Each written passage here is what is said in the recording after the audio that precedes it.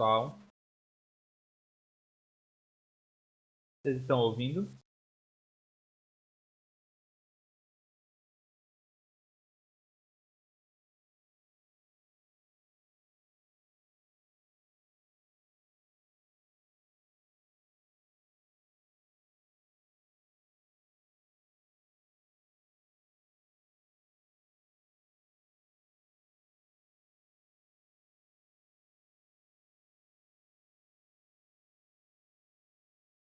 Vocês estão ouvindo? Vocês estão me ouvindo? Estão me ouvindo agora? Vou tentar aumentar aqui.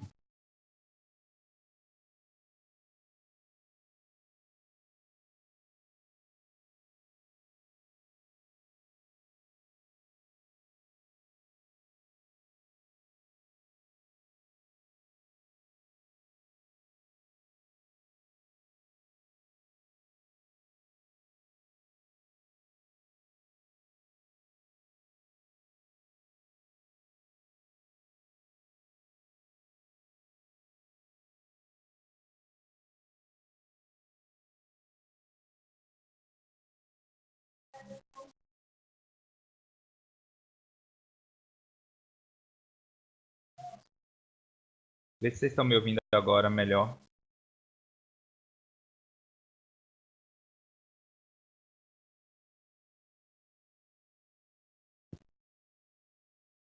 Estão me ouvindo agora?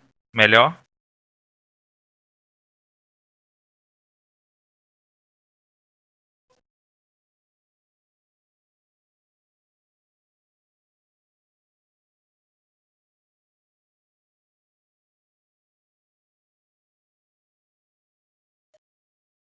Ótimo, vamos prosseguir. Bom, vamos falar sobre o dogma, né, e ritual de alta magia, os capítulos 2 e 2. Como o Arin colocou, são os dois capítulos onde a gente vai falar basicamente sobre as colunas do templo, ou sobre o princípio da dualidade, né, do binário no nosso mundo, e também sobre o equilíbrio mágico, né, porque nas operações ritualísticas você sempre vai lidar com a polaridade dentro do nosso mundo, né, em qualquer operação que você venha a executar, você vai encontrar uma dualidade, né?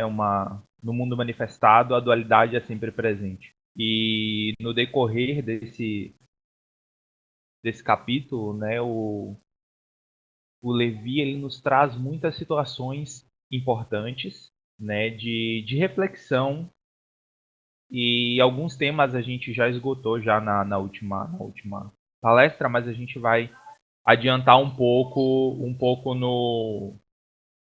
nos próximos slides, tá? Bom, o binário é a unidade multiplicando-se por si mesma. O que significa isso? Quando a gente para analisar, para que possa existir a manifestação, é preciso que exista algo, né? A gente entende que no último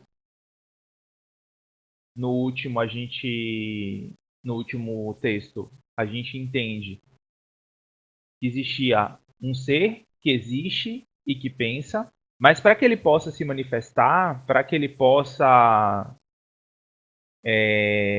ter existência, né, para que ele possa se revelar à criatura, é preciso que algo o perceba, né? Porque o ser por si só ele existe, ok, tudo bem, mas é preciso que exista um segundo que o perceba, né? E por isso que o binário, né, tanto que na Kabbalah diz que a criatura surge pelo pedido, né, pelo desejo do Criador de compartilhar tudo aquilo que ele tem. Então você tem algo, o ser, o ente, que emana de si pelo seu desejo de doar alguma coisa, né? E você tem o surgimento da criatura. Então, o binário é a unidade multiplicando-se, ou seja, do próprio Criador parte emana algo para ser criado. E esse ser criado, essa criatura, ela é inicialmente inseparável do Criador, né? E como nós vimos no último estudo, este ser, quando ele se afasta, quando ele se separa do Criador, ele parte na sua busca de desenvolvimento, mas inicialmente ele está ligado, como o anjo que está ligado ao Criador no primeiro momento, né? E a criatura ela está aderida ao Criador no primeiro momento. Quando o ente princípio se faz criador, erigiu um iode, ou um palos, para lhe dar lugar no seio da luz incriada. Teve de cavar um cíteis, um fosso de profundidade igual à dimensão determinada pelo seu desejo criador, e destinado por ele ao iode na luz irradiante. Ou seja, é porque quando a gente vai perceber o iode ele é um símbolo fálico, né? É um símbolo de virilidade, é um símbolo de criação. E quando você para pensar no poema da criação, que é narrado pelo Rabino. Esqueci agora o nome dele.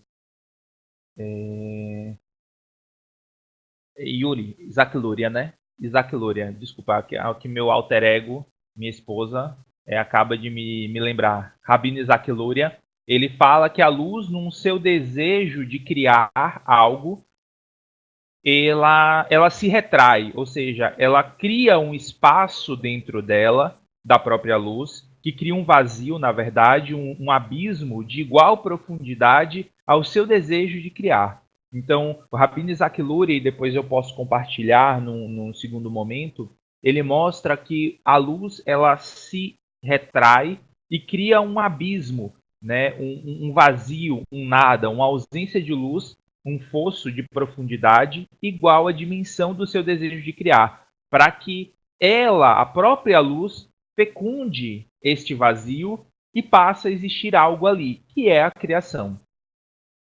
Só que neste momento você tem o binário, ou seja, você tem a luz e você tem a ausência da luz, para que a luz possa fecundar a ausência da luz, ou seja, esse vácuo, esse vazio, e consequentemente criar algo. E aí você tem o binário gerando o ternário, que é a partir do ternário é que a manifestação começa a existir. Porque se nós observarmos uma figura geométrica, para que ela possa existir, ela precisa de pelo menos 3 pontos. Enquanto isso, você só tem uma linha que se estende de um infinito, uma reta. Entre 2 pontos passa uma reta e você tem um infinito, uma infinidade, né?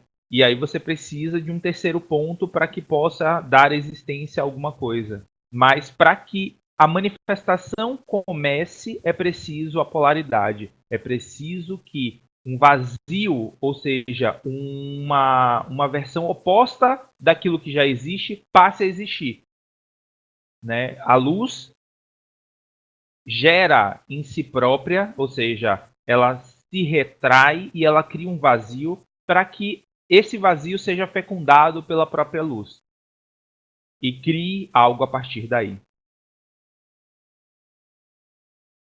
Que é, pois, a criação, a casa do Verbo Criador, que é o Psiques, é a casa do Falos. Ou seja, o que é a criação, senão aquilo que vai ser fecundado, aquilo que vai abrigar o Falos, ou seja, por que o Criador cria as criaturas? Essa é uma pergunta que vai nos nortear, né, na nossa jornada. Por que nós existimos? Por que nós somos criados? E se você para observar essa colocação, a criação é a casa do Verbo Criador, ou seja, ela é a residência, é onde ele mora, é onde ele penetra, é onde ele, porque é o Falos, né? É a casa do Falos, ou seja, é onde ele se abriga, ou seja, é como se o Criador, né, o Criador gerasse algo para que ele pudesse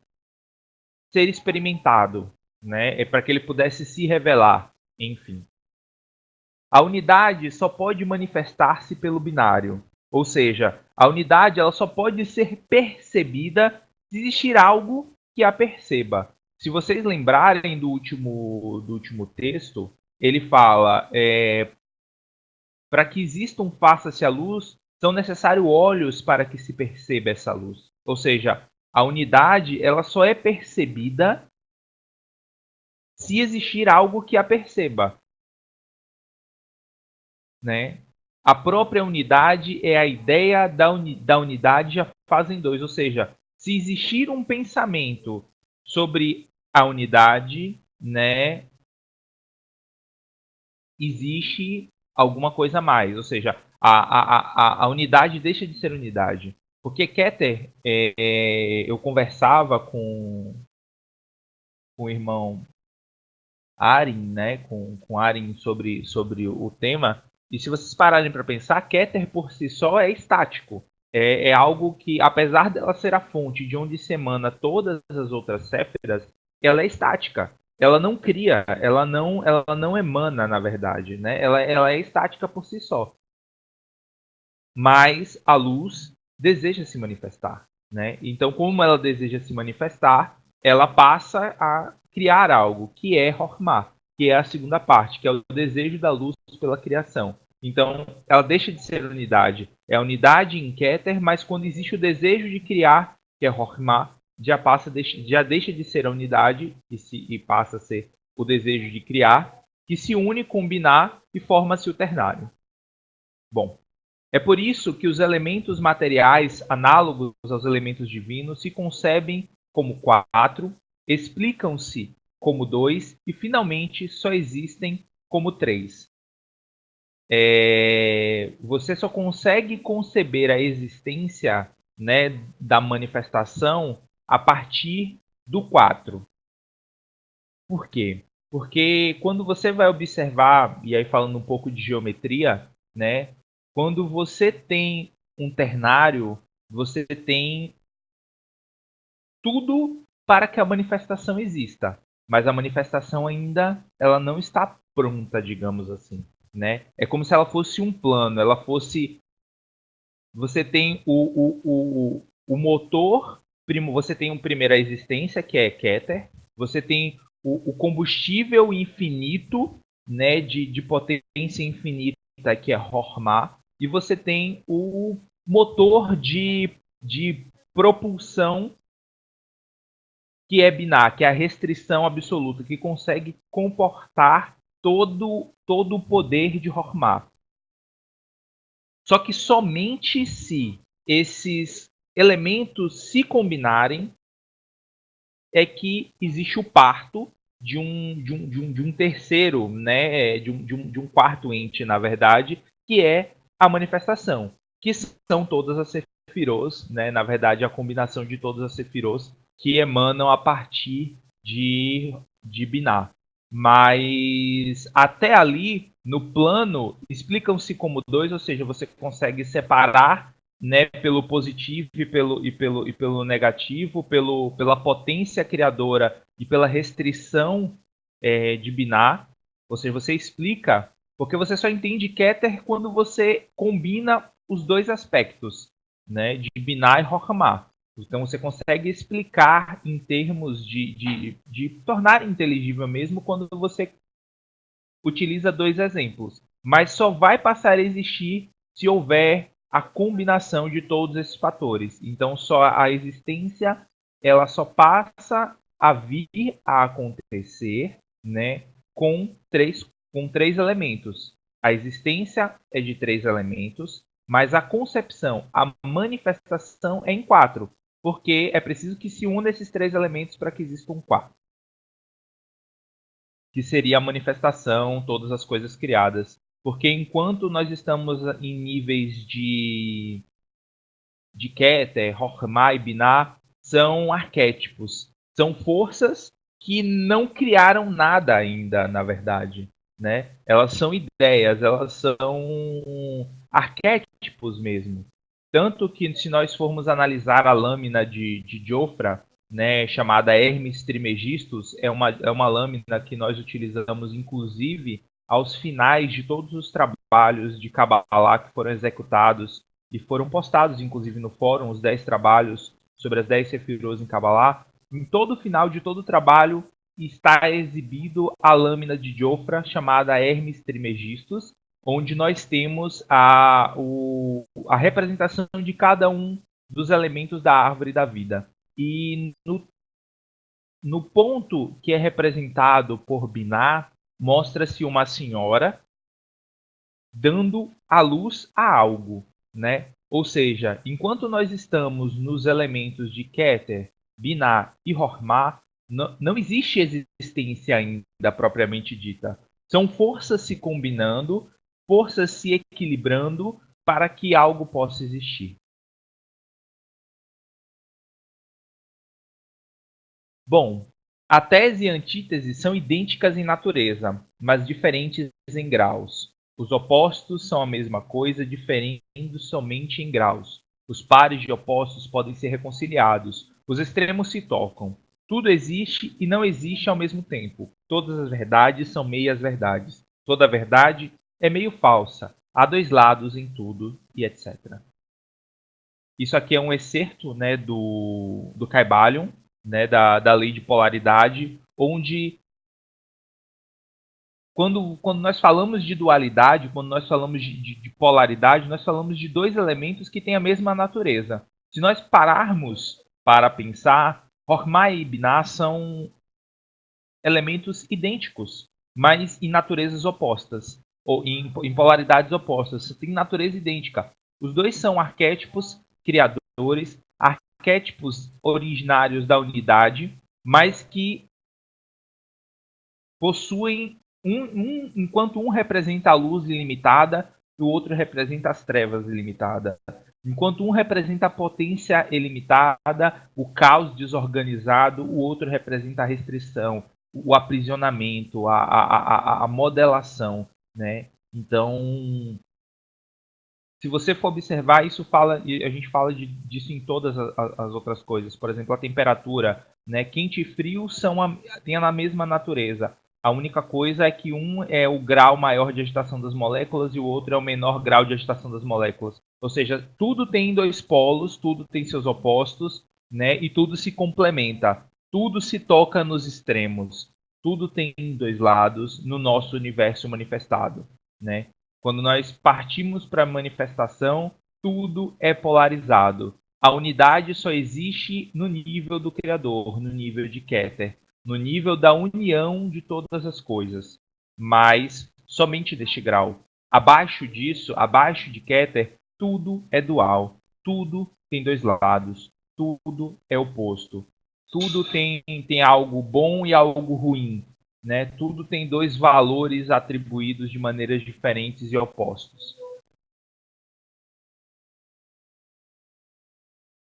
Partindo para o capítulo 2, o equilíbrio mágico, eu diria que se no primeiro capítulo, né, do dogma, nós temos a dogmatização, né, a explicação, a sistematização dessa polaridade, o equilíbrio mágico ele representa a manifestação dessa polaridade nos rituais, ou seja, é, todas as forças que nós lidamos dentro de um trabalho, ela é dual, ou seja, tudo ela é polarizado e tudo se dinamiza, tudo se relaciona no equilíbrio dessas duas forças, né?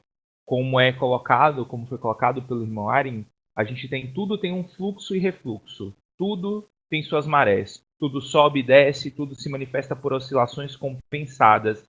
A medida do movimento à direita é a medida do movimento à esquerda. O ritmo é a compensação. O que é isso? Se nós pararmos para observar, tudo é cíclico dentro de um rito, né? Tudo é cíclico dentro de um trabalho.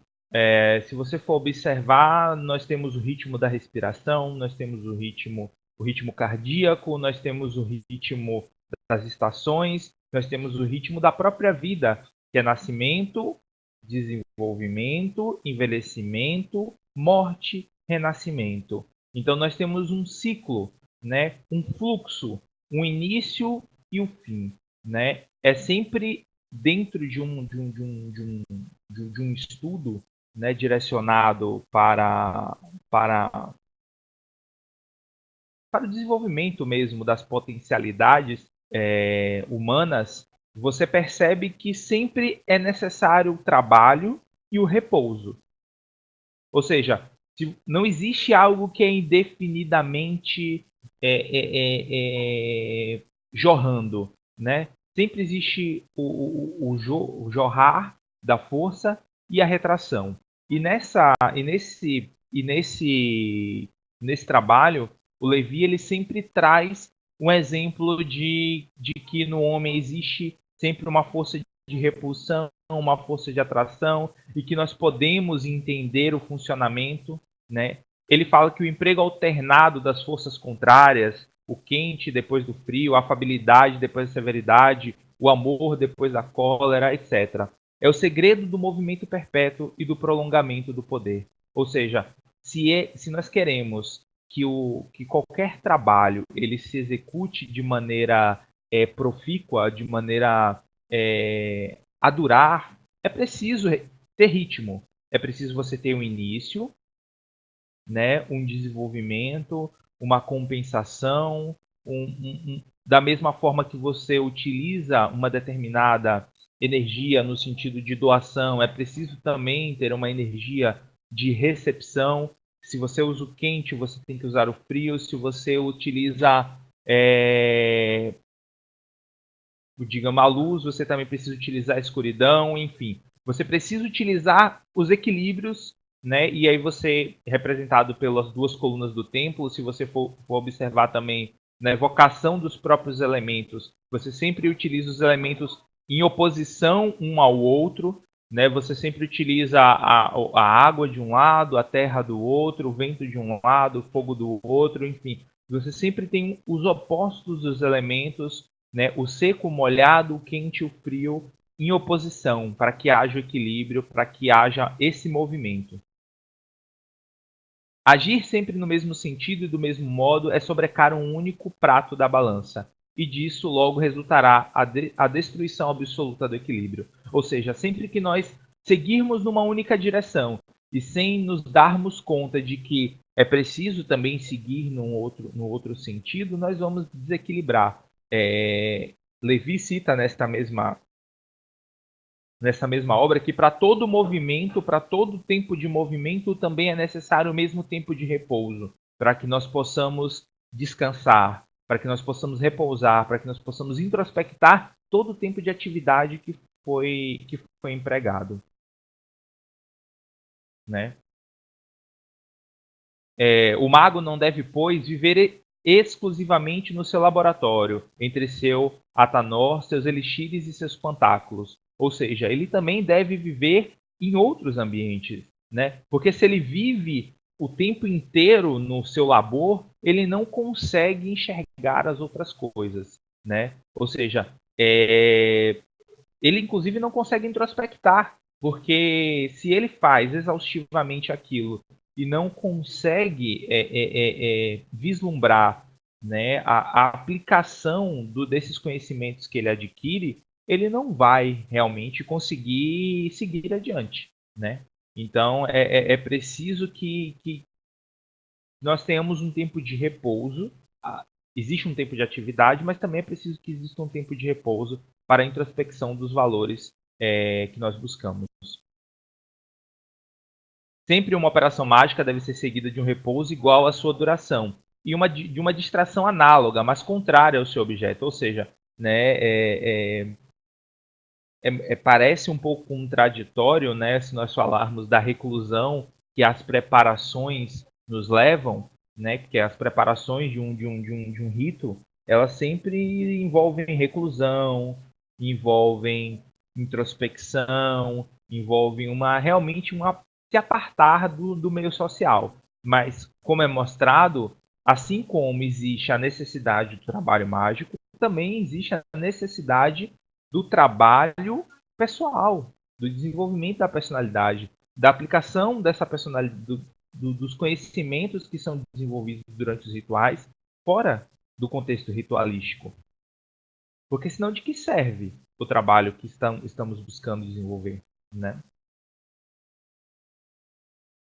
Enfim, é isso. Vale ressaltar, né, que a gente está pegando aí o trabalho do irmão Aren, né? Eu creio que ele teria muito mais a falar do que eu. Eu li um pouco sobre o texto, mas eu seguindo a apresentação, né, oriunda dele, e aí, se ele quiser complementar agora, eu vou abrir para as discussões, para que a gente possa falar, né, até para que as pessoas possam aproveitar e aí ter as contribuições do Nil, da Niena, que sempre falam algo coerente e edificante acerca dos problemas, tá bom? O Ronin também, se tiver vontade para poder falar sobre o que leu e aquilo que entendeu. Lembrando que esses comentários eles sempre ficam dispostos para as pessoas que vão assistir o vídeo posteriormente, né? Eu peço desculpas por não trazer mais elementos, né? Até porque a gente teve também uma semana aí corrida na preparação desse estudo. E aí eu vou deixar abrir agora para os comentários e para as alusões, para a separação aí dos textos que são importantes, que cada um aí leu durante esse período de preparação. Até o Aren, se quiser complementar algo do que eu falei aqui, né? Se eu espero ter sido à altura daquilo que ele planejou para poder colocar. Tá bom? Vou abrir aqui. Eu peço que vocês abram o microfone de vocês. Fica abaixo da aba vídeo, tem a aba áudio. Vocês clicam na aba áudio e tem lá o microfone e o alto-falante. Abram o microfone e o alto-falante de vocês para que vocês possam complementar as ideias, por favor.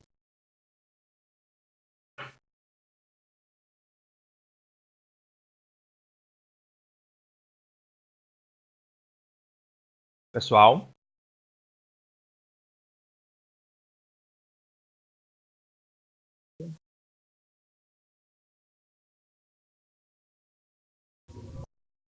Tá me ouvindo?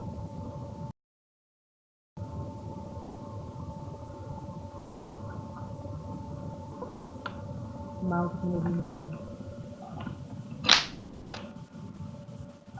Espera que eu vou trocar aqui agora o fone para que eu possa ouvir vocês melhor, tá? Só um momentinho.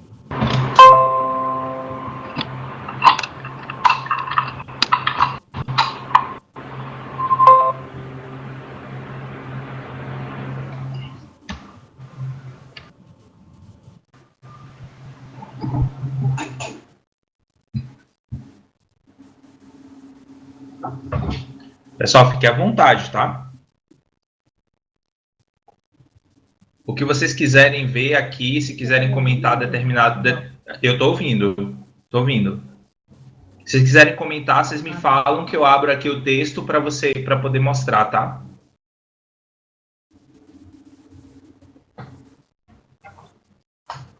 Niena? Eu quero fazer um comentário, mas não necessariamente sobre o que está no material aí, mas sobre o livro. Tá me ouvindo? Tô ouvindo. Niena? Agora eu deixei de ouvir. Ah, tá. O comentário que eu vou fazer é do. Tá. É o atraso. O comentário que eu vou fazer é do livro, tá? Igual como eu fiz outra vez, eu vou fazer a página, daí se você quiser grifar, abrir o material para grifar. Só para não pagar o acho que é costume, né? É costume. A mostrando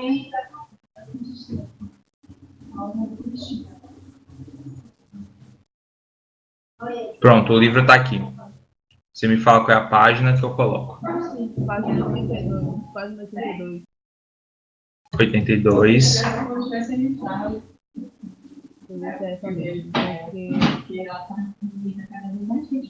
É o material que está disponibilizado no fórum, aquela versão da Radinu. Como? Não, eu sei. Só que eu tô olhando pelo livro físico, entendeu? E como o livro físico entendi. tem uma diferença de páginas. Eu posso te dizer um trecho e aí você procura com Ctrl F. Claro. Qual é a parte? Sobre o brocal de Satã. Pesquise o troféu de Satã. Eu tava lendo essa parte com minha esposa falando sobre isso. Sobre que eu achei extremamente interessante a figura que ele utiliza.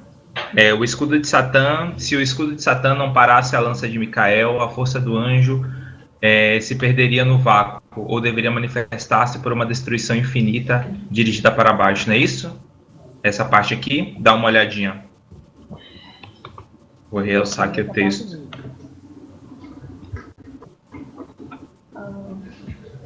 Vocês estão me ouvindo melhor agora? Porque acho que eu tava falando um pouco baixo, né? Agora sim, agora tá melhor.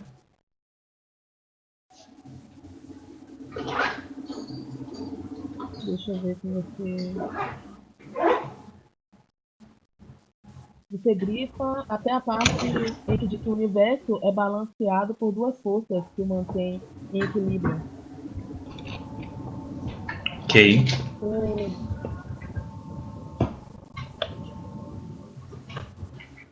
Na verdade, eu ressaltei esse trecho porque ele mais uma vez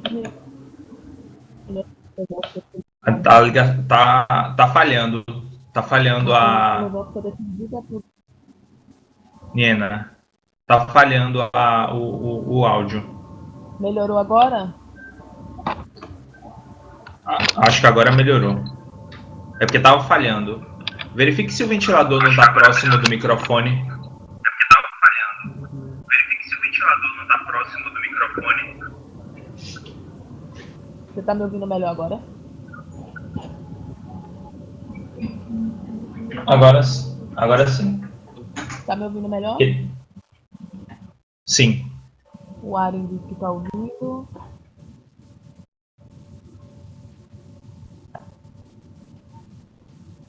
Agora eu não tô escutando mal.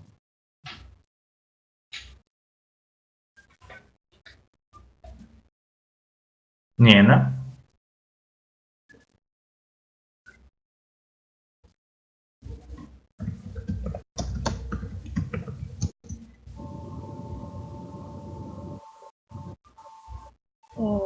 Pois é. Eu também não tô escutando mal. Peraí.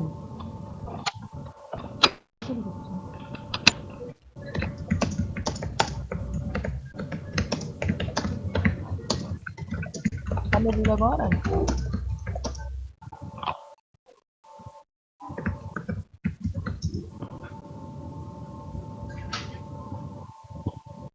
Não. Tá me ouvindo agora? Alguém tá me ouvindo? Agora sim. Agora sim. Tá, ok. Continuando. Então, essa parte que eu ressaltei é porque, mais uma vez, como eu havia dito da outra vez que foi apresentado por você, há um trecho que remete ao dualismo, que foi uma corrente defendida por Descartes. E uma outra questão que eu gostaria de fazer um paralelo desse trecho e da página seguinte, o último parágrafo, que diz que o movimento e a vida consistem em uma tensão extrema das duas forças. Um paralelo que eu gostaria de fazer é com relação até à ciência, são fontes até bem fáceis de se verificar,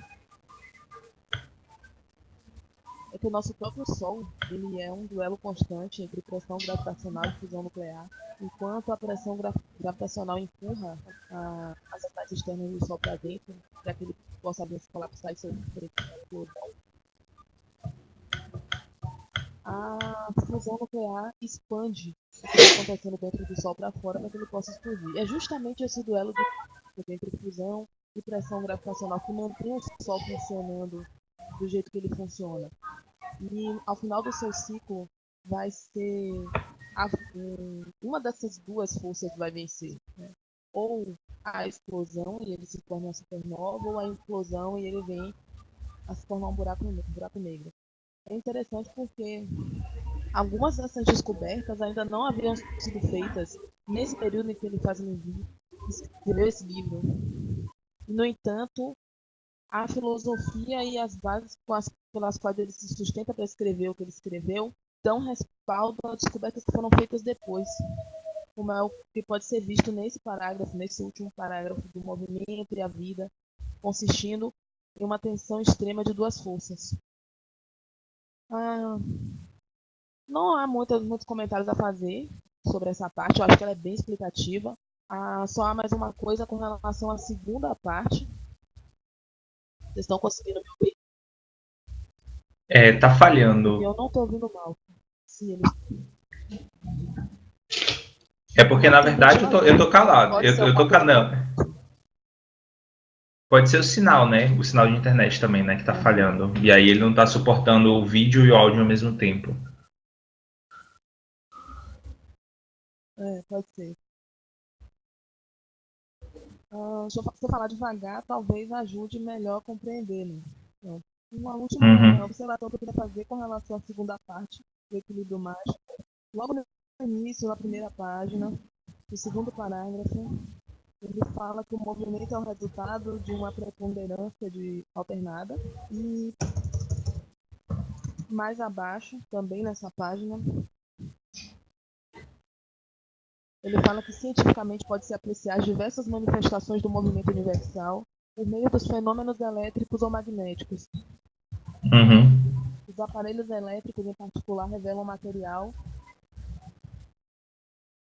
e positivamente as afinidades e as antipatias de certas substâncias. E aí, ao final disso, ele diz que os físicos pesquisem e descubram, os cabalistas explicarão as descobertas da ciência. É interessante perceber que ele escreveu esse livro e a gente nunca pode analisar uma obra apartada do contexto do qual ele escrito da sua época. E ele parecia bastante atento ao que acontecia em torno dele, porque o dogma foi escrito em 1854, 23 anos depois de Michael Faraday descobrir a variação de intensidade da corrente elétrica e mais uma quantidade de outras descobertas com relação à energia elétrica. A própria pilha galvânica que ele cita no livro é uma percepção bem interessante do quanto ele se atentou ao que estava acontecendo em torno dele, não somente dentro da espiritualidade, mas dentro da própria ciência, para conseguir colocar, para conseguir embasar as percepções do que foi escrito nesse livro. É bem interessante fazer esse paralelo. Mas, na verdade, só tinha essas duas observações para fazer, porque eu acho que essas duas partes do livro são bem autoexplicativas, são bem claras. Bem claras. É diferente de algumas outras partes que ele utiliza. Diferente de outras partes que ele utiliza alguns símbolos, né, algumas figuras de linguagem que a gente não consegue compreender se não com um estudo mais aprofundado, né? Esses dois são bem claros, né? E essa parte dele dizer que os cabalistas, né, explicarão as descobertas da ciência, de fato é algo que é natural, né? Se você for observar as diversas teorias, aos poucos, né, com o desenvolvimento da ciência, vai se mostrando. E aí a gente vai falar, por exemplo, sobre o pensamento interferir na matéria, e a gente vai falar sobre física quântica, por exemplo, né, onde o observador ele interfere entre o elétron se manifestar num determinado ponto ou estar em todos os lugares ao mesmo tempo, na verdade. Então você acaba percebendo que a filosofia oculta, ela já, desde muito tempo, ela já explica muita coisa. Agora é preciso realmente que a ciência avance o suficiente para explicar essas leis. E, na verdade, dizem que muito da teoria de Einstein, por exemplo, veio do estudo dele das teorias hindus, né, dos livros hindus.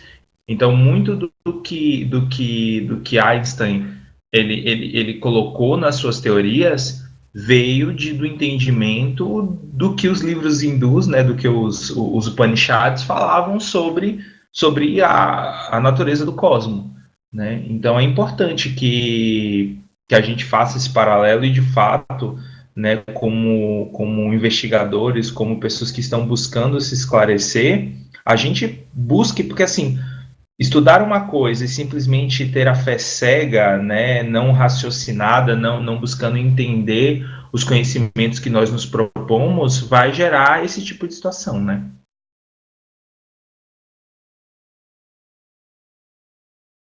Alguém mais?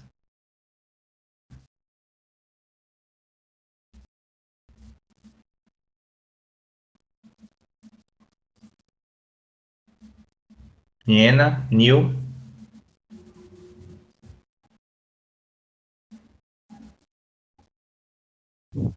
Por mim, eu só tinha essas colocações a fazer.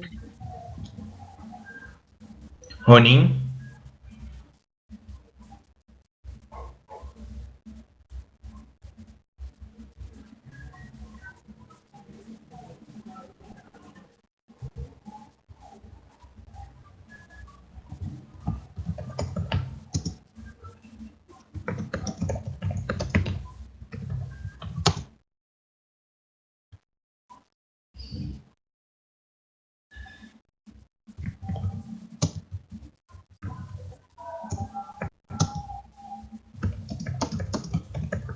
Ele está dizendo que está sem microfone.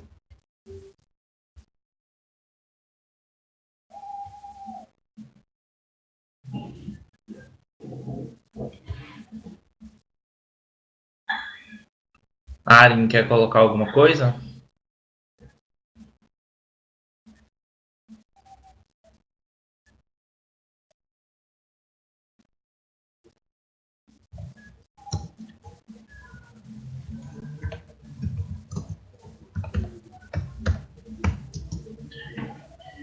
Então, gente, é isso. Realmente é muito claro, como a Nina colocou, é bem autoexplicativa essa parte, né, do livro, né? Eu frisei algumas coisas aqui, deixa eu só pegar aqui o que algumas coisas que eu achei interessante colocar, que eu havia separado.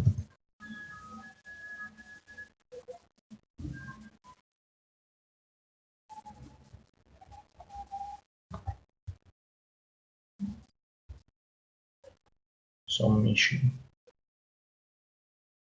Principalmente da primeira parte.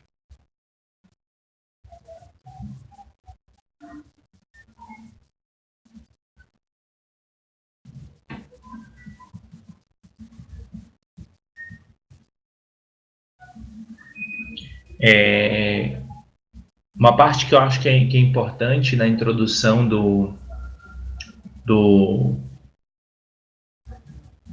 dogma, né, dessa parte, com que ele vai falar dos cômodos do templo, é que sabe com efeito o homem nada, e entretanto nada lhe é permitido ignorar.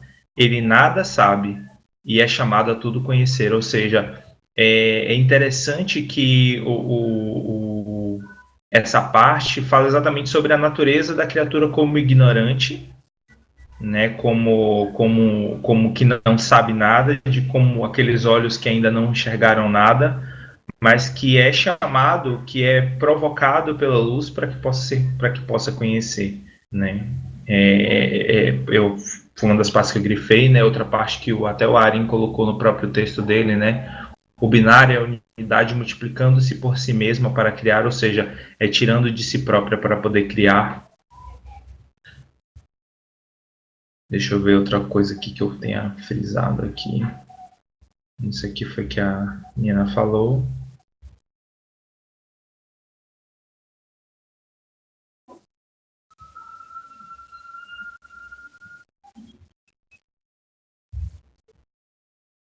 Não, é isso mesmo. Bom, é isso, gente. Muito obrigado a todos pela participação. Eu vou estar... Ó, o Rony falando aqui que esse capítulo conversa bastante com as ideias taoístas, né? Onde o Tao, unidade, gera o Yin e o Yang. E com ele os polos que se complementam manifestando toda a criação, que os chineses chamam de as 10 mil coisas, né? É engraçado que sempre que os chineses, né, essas tradições orientais, eles falam de mil, milhares, enfim, é sempre referindo-se à multiplicidade das coisas, né? Mas é interessante, é isso mesmo, Ronin. realmente esse capítulo, né, a dualidade ela está presente em todas as tradições, se você for observar, né, o bom e o mal, e aí ele cita o próprio Zoroastro nesse capítulo, né, o zoroastrismo e a Ahura Mazda e Ahriman, né, são os dois deuses, as duas polaridades que vêm a dar origem aí ao cristianismo. Em todas as tradições você percebe, né, que existe uma linha que liga todas elas, né, que é o que Helena Petrovna Blavatsky chama de a doutrina secreta, que é exatamente esse fio condutor que parece perpassar por todas as crenças e por todas as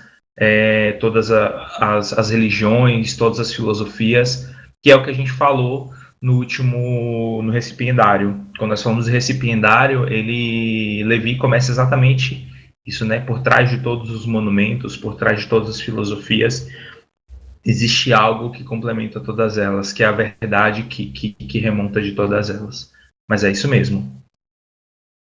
Quer acrescentar mais alguma coisa, Ronin?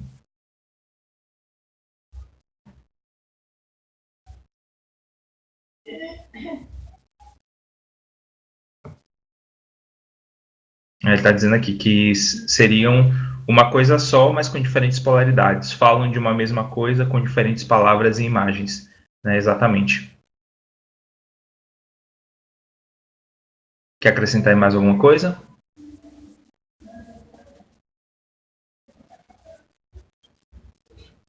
Bom, então é isso, gente. Muito obrigado a todos. Muito obrigado pela participação. Né? É normal, tá, Ari? Você que não apresentou, é normal, é natural, acontece. Se preparar para no próximo aí você tá apresentando para a gente, tá bom? Qualquer coisa a gente ajuda, dá um apoio aí, a gente prepara antes, alguma coisa assim. Mas fora isso, acho que é natural do aprendizado mesmo, do momento. E agradeço a todos pela paciência de me ouvirem mais uma vez, né? Eu sei que eu sou chato pra caramba, mas enfim. Vou estar disponibilizando o material, tanto a reunião quanto o PPT, né, que o Aren fez. Vou deixar lá no fórum. Vou deixar também a lâmina de Jofra, que a gente falou, né, do Hermes Trismegistus. E teve também o poema do Rabino Isaac Luria, né, que é o da criação, da formação das 10 Sefirot, que eu vou separar e eu vou colocar o que foi narrado pelo pessoal do Binei Baru. É extremamente interessante, um material bem bacana e que eu acho que dá para a gente aproveitar para complementar aí. E quem tiver material de complemento, a Niena que falou aí sobre as descobertas de Faraday, né, anos antes do período, acho que é importante colocar como referência, Niena, para os próximos, para quem for, né, ver o tópico lá, tá bem enriquecido com fontes, com materiais, além, obviamente, do material que a gente está postando. Tá bom? Muito obrigado a todos e uma boa noite.